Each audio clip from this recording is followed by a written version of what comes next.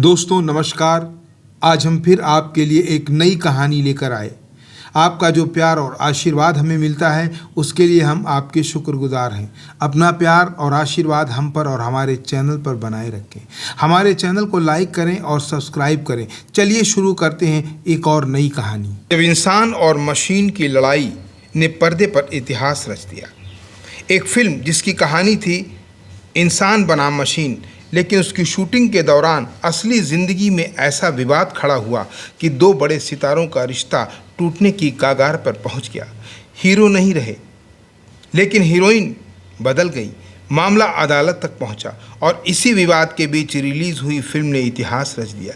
और ये कहानी 1957 की यादगार फिल्म नया दौर की। 1957 में रिलीज़ हुई नया दौर सिर्फ एक मनोरंजक फिल्म नहीं थी, बल्कि आज़ाद भारत के बदलते दौर की कहानी थी। फिल्म का निर्देशन और निर्माण बी.आर. चोपड़ा ने किया था। मुख्य भूमिकाओं में दिलीप कुमार और बैजंती माला थे। संगीत ओ.पी. नैयर का था और कहानी पटकथा में अख्तर मिर्ज़ा और कामिल राशिद का योगदान था। फिल्म लगभग 1 घंटा 73 मिनट की थी। नया दौर का सबसे बड़ा विषय था मशीन बनाम इंसान। कहानी एक ऐसे गांव की है जहां घोड़ा गाड़ी चलाने वाला शंकर यानी दिलीप कुमार अपनी मेहनत और रोजी रोटी के लिए संघर्ष करता है। दूसरी तरफ आधुनिक मशीनें और तेज़ यातायात व्यवस्था पुराने काम धंधों के लिए चुनौती बनती जा रही। फिल्म सवाल उठाती है कि तरक्की ज़रूरी है, लेकिन क्या तरक्की की कीमत इंसान की रोजी रोटी छीन कर चुकाई जा सकती है? यही वजह है कि नया दौर आज भी सिर्फ एक पुरानी फिल्म नहीं लगती। इसका विषय आज भी प्रासंगिक दिखाई देता है। फिल्म की शुरुआत में दिलीप कुमार के साथ हीरोइन के रूप में मधुबाला को लिया गया था। दोनों उस समय वास्तविक ज़िंदगी में भी एक दूसरे के बेहद करीब थे। शूटिंग शुरू हुई और करीब 10-15 दिनों तक काम हुआ, लेकिन बी.आर. चोपड़ा को फिल्म की कहानी के लिए बड़े पैमाने पर आउटडोर शूटिंग करनी थी और यूनिट को भोपाल जाना था। यहीं से विवाद शुरू हो गया। मधुबाला के पिता अताउल्ला खान ने उन्हें भोपाल के लंबे आउटडोर शेड्यूल पर भेजने की आपत्ति जता दी। अलग अलग विवरणों में इस विरोध के कारणों को लेकर अलग अलग बातें मिली।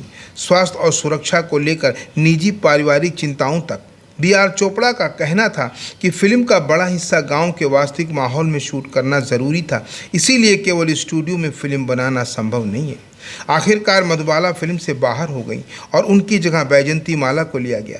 यही बदलाव बाद में हिंदी सिनेमा की सबसे चर्चित फिल्म घटनाओं में शामिल हो गया। ये मामला अदालत तक भी पहुंच गया। मधुबाला को फिल्म के लिए एडवांस दिया गया था।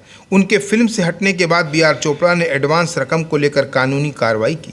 मामला अदालत तक पहुंचा और सबसे ज़्यादा चर्चा इस बात की हुई कि दिलीप कुमार ने अदालत में भी बी.आर. चोपड़ा के पक्ष में गवाही दी।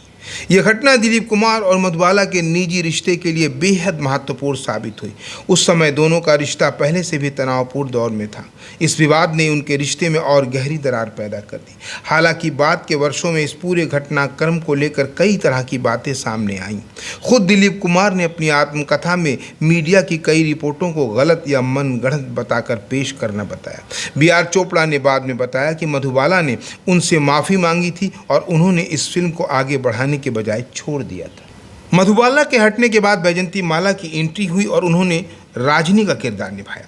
बैजंती माला ने बाद में नया दौर को अपने करियर की महत्वपूर्ण फिल्मों में माना। फिल्म की ग्रामीण पृष्ठभूमि और वास्तविक लोकेशन ने इसे एक अलग पहचान दी। सबसे दिलचस्प बात यह थी कि फिल्म में दिलीप कुमार को घोड़ा गाड़ी चलाने वाले व्यक्ति का किरदार निभाना था। बैजंती माला ने बाद में बताया कि दिलीप कुमार ने तांगा चलाने की खूब प्रैक्टिस की थी और अपने किरदार के लिए बहुत मेहनत की थी। यानी स्क्रीन पर दिखाई देने वाला तांगे वाला सिर्फ अभिनय नहीं था, उसके पीछे कलाकार की गंभीर तैयारी भी थी। नया दौर की लोकप्रियता में उनके संगीत की बड़ी भूमिका थी। ओ.पी. नैयर ने संगीत और साहिर लुधियाना के गीतों ने फिल्म को यादगार बना दिया। उड़े जब जब जुल्फ़ें तेरी, मांग के साथ तुम्हारा और साथी हाथ बढ़ाना जैसे गीत आज भी हिंदी सिनेमा के सुनहरे दौर की पहचान माने जाते हैं। खासकर साथी हाथ बढ़ाना फिल्म की मूल भावनाओं को सामने लाता है। मिलजुल कर मेहनत करना और मुश्किल परिस्थितियों में इंसान के साथ खड़ा होना। नया दौर बी.आर. चोपड़ा के लिए बेहद महत्वपूर्ण फिल्म थी। उन्होंने सामाजिक विषयों को मनोरंजन, संगीत और ड्रामा के साथ इस तरह पेश किया कि फिल्म दर्शकों से सीधे जुड़ गई। दिलीप कुमार ने शंकर के किरदार में उस दौर की आम मेहनतकश जनता की भावनाओं को आवाज़ दी और यही वजह है कि ये भूमिका उनके यादगार अभिनय में गिनी जाती है। फिल्म को ज़बरदस्त सफलता मिली और साल 1957 की सबसे बड़ी सफल फिल्मों में शामिल रही।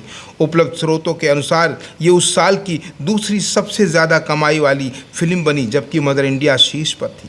दिलीप कुमार को इस फिल्म के लिए लगातार तीसरी बार फिल्म फेयर सर्वश्रेष्ठ अभिनेता का पुरस्कार मिला, जो उस दौर के उनके अभिनय के प्रभाव को दर्शा।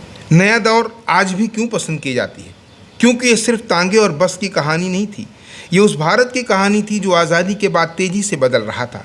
एक तरफ मशीनें थीं तो दूसरी तरफ मेहनत का इंसान था। एक तरफ आधुनिकता थी तो दूसरी तरफ पुरानी रोजी रोटी थी, और इन दोनों के बीच खड़ा था एक सवाल: तरक्की ऐसी होनी चाहिए जिसमें इंसान पीछे न छूटने पाए। यही संदेश नया दौर को अपने समय से आगे की फिल्म बनाता है। नया दौर की सबसे बड़ी खूबी शायद यही थी कि उसने भविष्य की आहट को 1957 में ही सुन ली थी।